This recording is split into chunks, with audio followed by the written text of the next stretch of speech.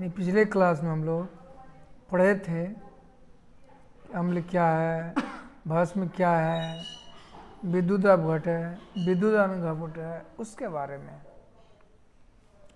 आज हम लोग जानेंगे। आर्हेनियस ने, किसने? आर्हेनियस ने आम्ल और भस्म के बारे में क्या परिभाषा दिया है, यानी आम्ल और भस्म किसको कहा है, किसके द्वारा? आर्हेनियस के द्वारा। आर्हेनियस जो अम्ल और भस्म के बारे में परिभाषा दिया है, अम्ल के और भस्म के बारे में बताया है, क्या बताया है? उसके लिए दो ही चीज वो दिया है। अम्ल के बारे में दिया H और भस्म के बारे में बताया OH। क्या कहा? OH। अम्ल के बारे में क्या दिया? Hydrogen ion. आर्हेनियस का कहना हुआ अम्ल उसको कहेंगे जो जल में घुल करके हाइड्रोजन आयन प्रदान करे। कौन सा आयन प्रदान करे? Hydrogen ion. हाइड्रोजन आयन प्रदान करे। कौन चीज में घुल करके? जल में घुल करके। वैसे उसके द्वारा जो परिभाषा दिया गया है किताब में, अम्ल वह पदार्थ है जो जल में घुल करके हाइड्रोजन आयन देता है। यहाँ पर लिखा हुआ है हाइड्रोजन आयन, यहाँ उसका संकेत दिया हुआ है हाइड्रोजन आयन का। याद हुआ? आर्हेनियस के अनुसार अम्ल किसको कहा गया? जो जल में घुल करके क्या दे? हाइड्रोजन आयन दे, यानी हाइड्रोजन पर ये चार्ज रहे। यदि वैसे ही चार्ज नहीं दे, हाइड्रोजन पर ये चार्ज नहीं दे, तब वह हो गया हाइड्रोजन परमाणु। और यदि ये प्लस दे दिए, इसका मतलब इसमें से एक इलेक्ट्रॉन गायब है, इसलिए इस पर प्लस चार्ज आ गया। तो अम्ल किसको कहेंगे? जो जल में घुल करके हाइड्रोजन आयन दे। इसका कुछ उदाहरण लेते हैं, जैसे HCl जिसका नाम है हाइड्रोक्लोरिक अम्ल। क्या नाम है इसका? हाइड्रोक्लोरिक अम्ल। याद रहेगा? क्या हुआ यह?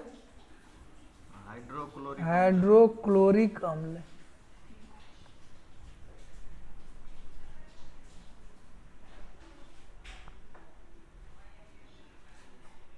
अब यहाँ कहोगे कि यहाँ तो लिखा हुआ है हाइड्रोजन, यहाँ क्लोरीन, तो इसको हाइड्रोजन क्लोरीन कहना चाहिए, लेकिन नहीं। सूत्र जब लिखते हैं तो पहला भाग का नाम ऐसे ही पूरा बोलते हैं और बाद वाला में आइड लगाते हैं, तो उस हिसाब से इसका नाम हाइड्रोजन क्लोराइड होता है।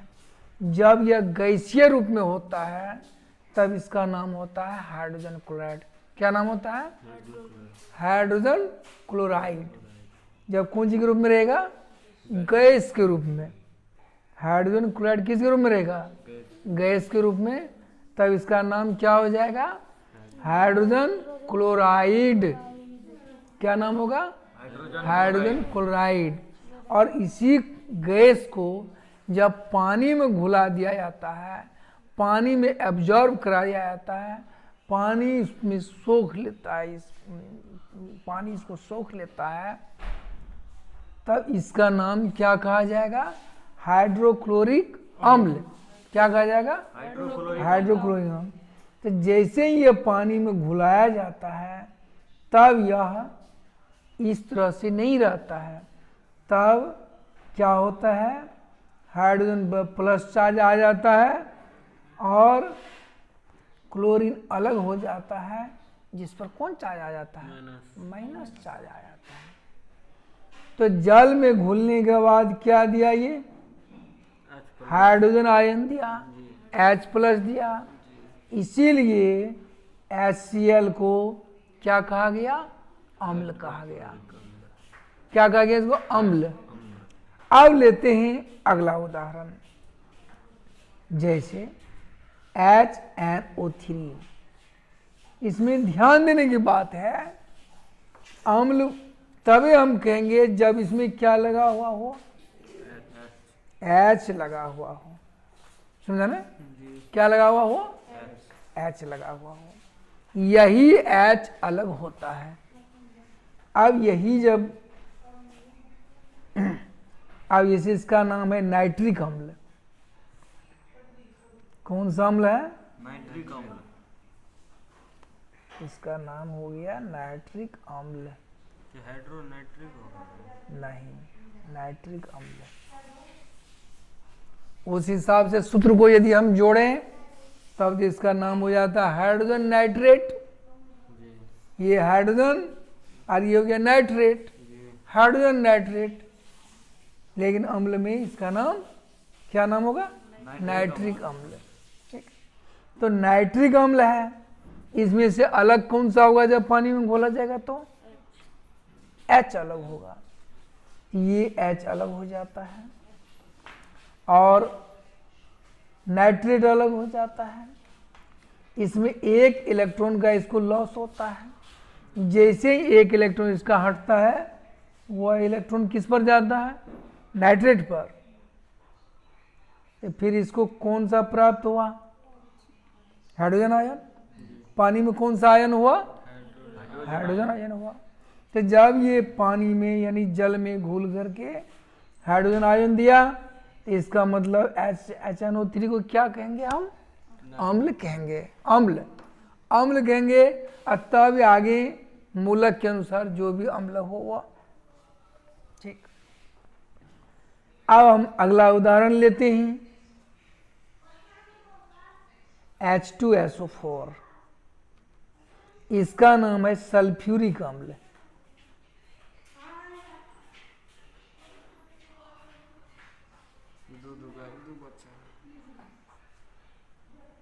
इसका नाम क्या हो गया? सल्फ्यूरिक अम्ल। सल्फ्यूरिक अम्ल। समझा? इसका नाम क्या हुआ? सल्फ्यूरिक अम्ल। वैसे इसका नाम नहीं भी याद रहे कोई चिंता की बात नहीं है, दोबारा हम फिर से बताएंगे इस पर सूत्र का नाम याद रखने के लिए। और वैसे पूरे केमिस्ट्री में 3 अम्ल ही बार बार आएगा। अगला चैप्टर भी पढ़ेंगे, अगला चैप्टर भी पढ़ेंगे, अम्ल के बारे में पढ़ेंगे। बहुत बार अम्ल के बारे में चर्चा होगी, उदाहरण आएगा। तो यही तीनों अम्ल बार बार आएगा। सबसे ज्यादा आएगा HCl। समझ गया? सबसे ज्यादा कौन सा आएगा? HCl यानी हाइड्रोक्लोरिक अम्ल। और उसके बाद आएगा H2SO4 यानी सल्फ्यूरिक अम्ल। वैसे भी दोनों अम्ल दोनों अम्ल का सूत्र तुम लोगों के सामने है। अरे 50 अम्ल याद रखना होगा ना, तब ना दिक्कत है। 2 अम्ल और यही फिर रिपीट करेगा। एक हो गया HCl, दूसरा यहाँ क्या है? H2SO4। और ये HNO3 नहीं के बराबर आएगा या कम आएगा। 2 अम्ल को याद रखना ज्यादा, ये बार बार रिपीट करेगा। H2SO4 कौन सा अम्ल हुआ? सल्फ्यूरिक अम्ल। सल्फ्यूरिक अम्ल। और HCl कौन सा अम्ल हुआ? हाइड्रोक्लोरिक अम्ल। जैसा कि इसमें ही हाइड्रोजन अलग हुआ, उसी तरह से इसमें भी हाइड्रोजन क्या हो जाएगा? अलग हो जाएगा। हाइड्रोजन जब अलग होगा तो कितना हाइड्रोजन है? 2 हाइड्रोजन है। ये हाइड्रोजन 2 है, यहाँ 2 दे दिए। और उसमें लगा हुआ क्या है? SO4। तो SO4 जो अलग हुआ तो कितना हाइड्रोजन अलग हुआ? 2 हाइड्रोजन, यानी 2 इलेक्ट्रॉन का इसको लॉस हुआ। तो वह दोनों इलेक्ट्रॉन ये ले लिया, इसलिए इस पर आ गया माइनस। ये सल्फेट आयन हो गया। ये आयन जो सल्फेट आयन आया उससे पर उतना नहीं ध्यान देना है। ध्यान देना है यहाँ कि ये H2SO4 यानी सल्फ्यूरिक अम्ल जब पानी में घुला तो कौन सा आयन प्रदान किया? हाइड्रोजन आयन प्रदान किया।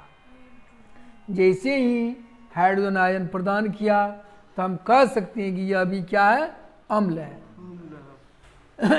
तो आरएनएस के अनुसार अम्ल किसको कहा गया, जो जल में घुल करके हाइड्रोजन आयन प्रदान करे।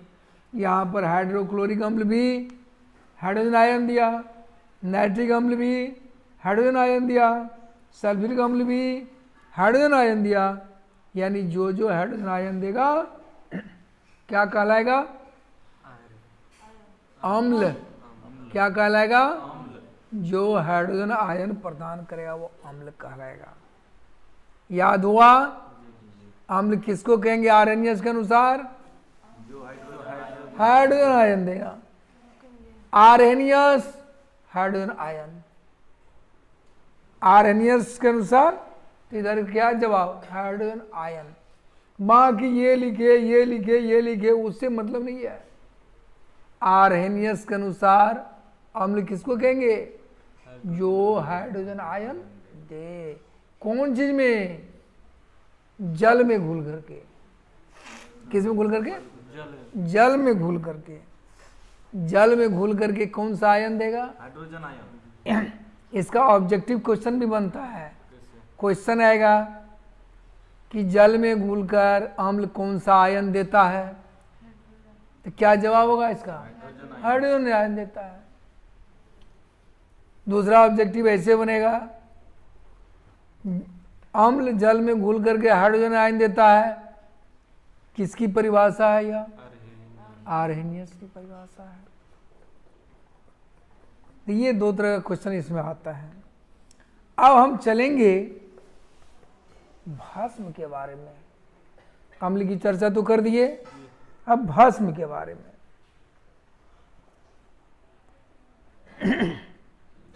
तो भस्म उसको कहा जाता है, देखो भस्म वह पदार्थ है जो जल में घुल करके कौन सा आयन देता है, हाइड्रोक्साइड आयन, हाइड्रोजन आयन देता है ना। कौन सा आयन देता है, हाइड्रोक्साइड आयन, हाइड्रोक्साइड आयन देता है। याद हुआ, कौन सा ion, hydroxide ion, hydroxide ion.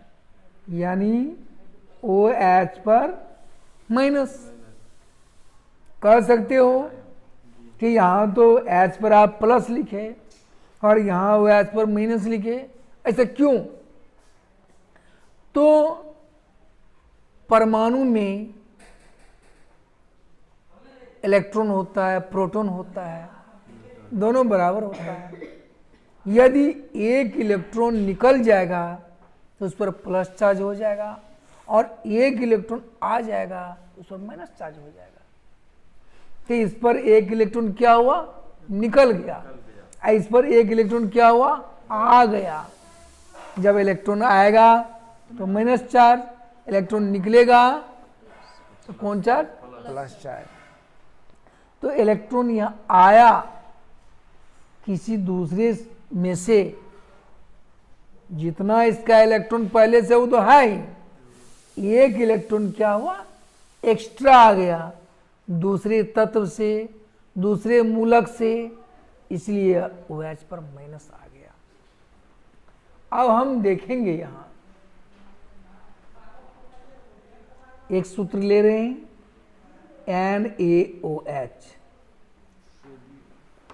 ये जब पानी में घुलेगा Na अलग होगा और OH अलग होगा।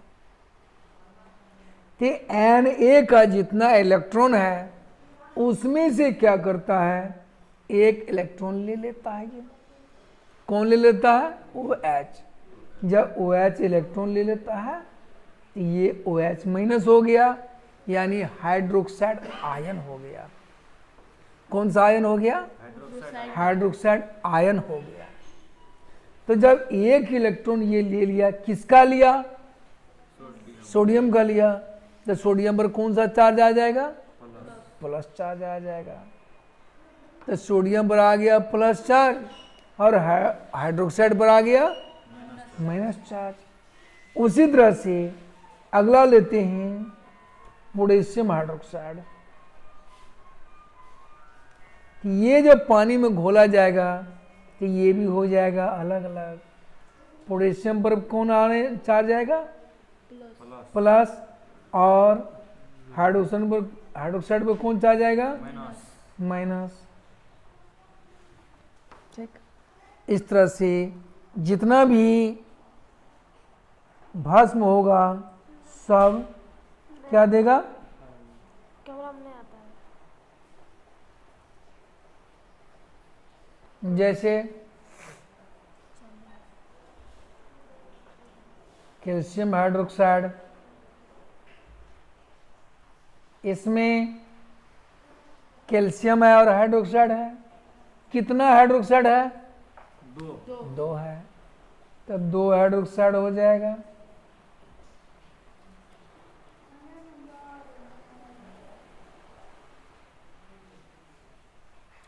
और कैल्शियम कितना है?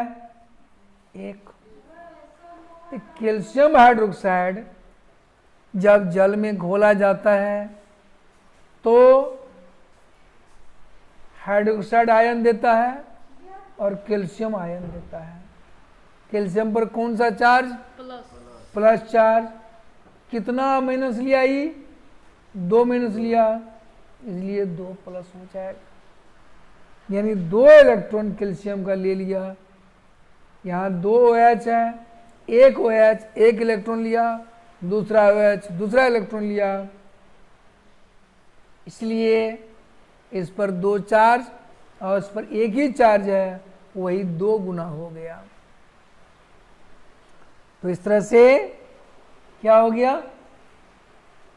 आरएनएस के अनुसार भस्म किसको कहेंगे? जो जल में घुल करके कौन सा आयन दे? हाइड्रोक्साइड आयन दे।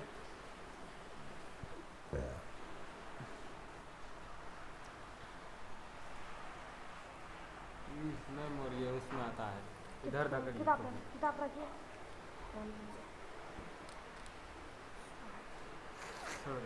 अब एक छोटी सी बात को यहां और जानेंगे।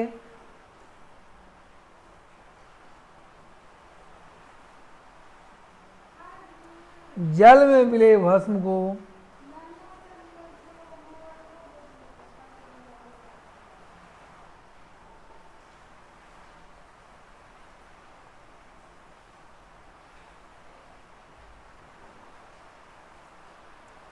क्षार कहते हैं।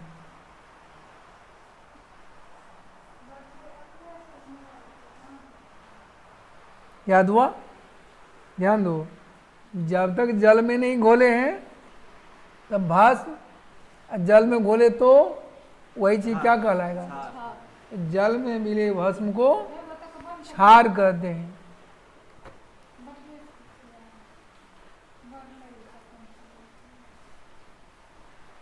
जल में मिले भस्म को क्या कहते हैं?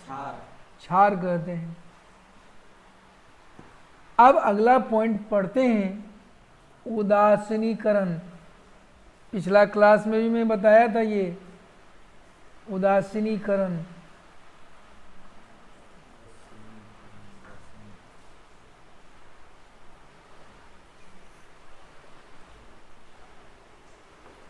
उदासीनीकरण, उदासीनीकरण क्या है?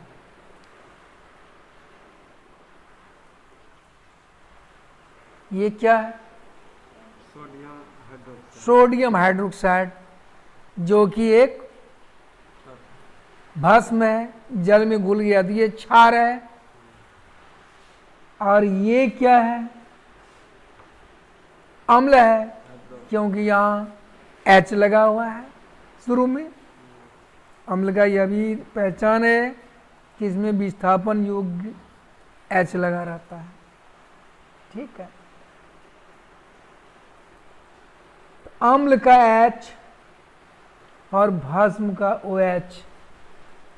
ध्यान दो, अम्ल का H और भस्म का OH दोनों जुट जाता है। तो दोनों जुटेगा तो क्या, कितना हाइड्रोजन हो जाएगा? कितना हाइड्रोजन है यहाँ? 1। कितना हाइड्रोजन है यहाँ? एक यहाँ और एक यहाँ, तो 2 हाइड्रोजन हुआ, यहाँ पर 2 हाइड्रोजन दे दिए। H2O ओ कितना है? 8 एक है, तो एक ही ओ दिए। शेष क्या बच गया? Na Na बच गया, और इसमें क्या बचा? Cl Cl बच गया। यानी यह हो गया सोडियम क्लोराइड। इसका नाम क्या हुआ? Sodium chloride. Sodium chloride.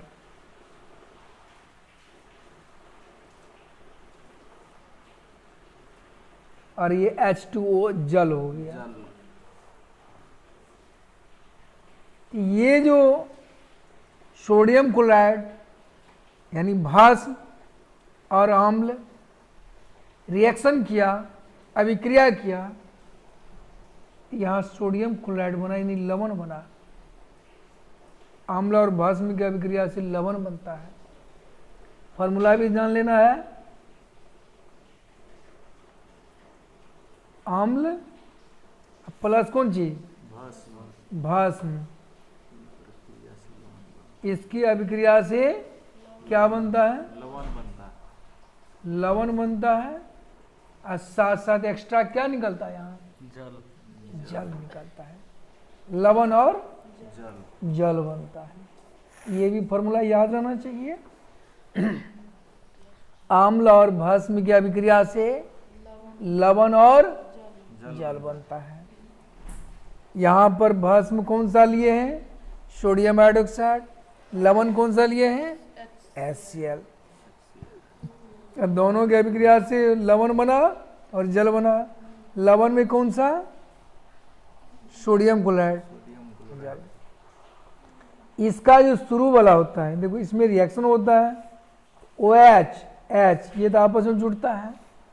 इसका शुरू वाला इसका बाद वाला से ज्वाइंट होता है। या हर एक अम्ल और भस्म होगा। भस्म का शुरू वाला और अम्ल का बाद वाला। भस्म में क्या? भस्म कौन सा? भस्म का कौन सा पार्ट? शुरू वाला। अम्ल का कौन सा पार्ट? बाद वाला। यह आपस में जुड़ता है। अगला उदाहरण लेते हैं, जैसे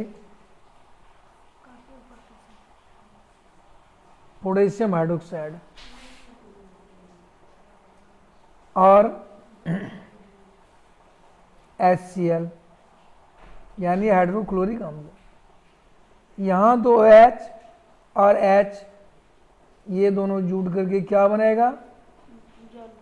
जल बनाएगा। और इसका जो K है वह जुटेगा किससे? Cl से। KCl यानी पोटेशियम क्लोराइड हो गया। इसमें भस्म ये है, अम्ल ये है। ठीक है, तो याद हुआ अम्ल और भस्म की अभिक्रिया से क्या बनता है? लवण और क्या बनता है? जल बनता है। अम्ल और भस्म की अभिक्रिया से लवण और जल बनता है।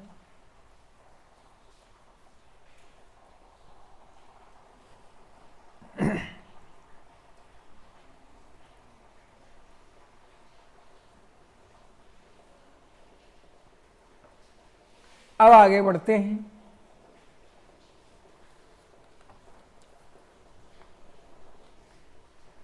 चलिए आगे कॉपी का अगर चलिए ना।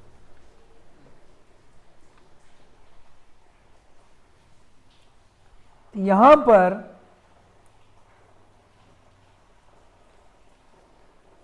भस्म का पावर, अम्ल का पावर समाप्त हो जाता है।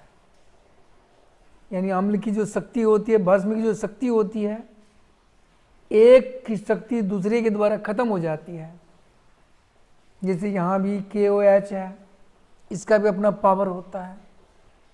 HCl का भी अपना पावर होता है। इसका पावर इसके द्वारा, इसका पावर इसके द्वारा क्या हो जाता है?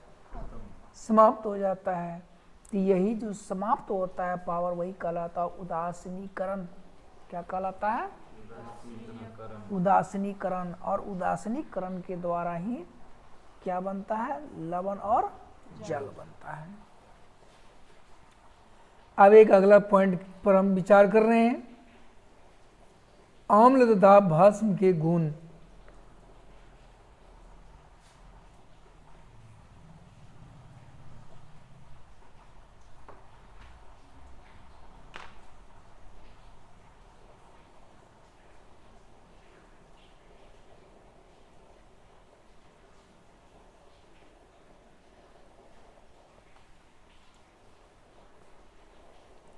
अम्ल तथा भस्म के गुण। अम्ल का पहला गुण, अम्ल स्वाद में खट्टे होते हैं। इससे पहले एक क्लास में बताया था कि अम्ल का स्वाद कैसा होता है? खट्टा। खट्टा होता है। अम्ल स्वाद में कैसे होते हैं? खट्टा। खट्टे होते हैं।